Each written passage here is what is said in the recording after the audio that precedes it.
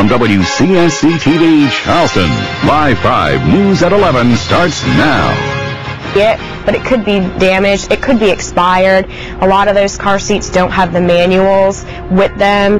Bargain shopper beware how your kids can get hurt even if they're buckled up in a child car seat.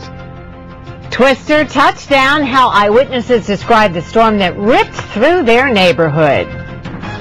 Parents, listen to this. Out of every 10 parents with children in car seats, figures show 8 of the seats aren't properly installed. And then there are some parents who don't buckle up their kids at all. I recently witnessed up close the tragic consequences of what can happen. It's a 5 on Your Side special report. 2 weeks ago, on my way to work, I came across this wreck on I-26. Using my cell phone, I started taking these pictures. My heart sank when I realized that 2 of the victims were about the same age as my own children. As the ambulance drove off, I said a prayer. But both children, Ana Garcia Milan and Juan Garcia Carbajal, died. Their mother and grandmother were blamed in their deaths because the sheriff's department says they didn't have the children properly restrained. Statistics show that's all too common in low-income African American and Hispanic communities. Also, a cultural habit is that for the Hispanic culture, they feel like if I can hold my child in my arms, I'm going to be able to protect them more than if I'm not holding them. So that's where a lot of that comes in. Kristen Wedding is the Charleston director of the Safe Kids Coalition. She says the cost of car seats keeps some parents from restraining their kids. In the stores, car seats normally range anywhere from $50 to $300. I got this one for just a few dollars at the Goodwill. It may seem like a bargain, but what you don't know about this car seat could cost you dearly in the future. So if you buy a car seat and you don't know the history, it could have been in an accident, it could be damaged, you may not be able to see it, but it could be damaged, it could be expired.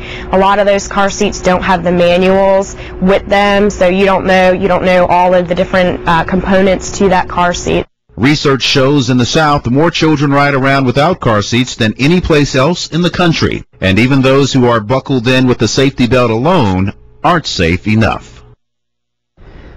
Now, I know we said it's not great to buy a second-hand car seat like this one, but if your choice is between a hand-me-down seat or no seat at all, you have to do what's in the best interest of your child. Absolutely, and the good thing is you can go get it checked out by the experts tomorrow. You can do it at the North Charleston Fire Museum from 3:30 to 6 o'clock. Safe Kids and State Farm inspectors will be checking to make sure that all car seats and booster seats are properly installed, and that inspection won't cost you a thing. It's absolutely free.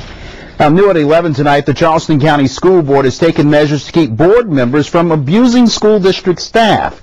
The Post and Courier website reports that Arthur Ravenel Jr. was at Superintendent Nancy McGinley's office about a month ago when he told district employees that he had gotten rid of one B word and would get rid of another, referring to former Superintendent Dr. Goodloe Johnson and current Superintendent Dr. Nancy McGinley. Now, I talked with Board Chair Hillary Douglas tonight, and he said, quote, "We don't condone that type language from anybody, and the board took action to make sure that it doesn't happen again.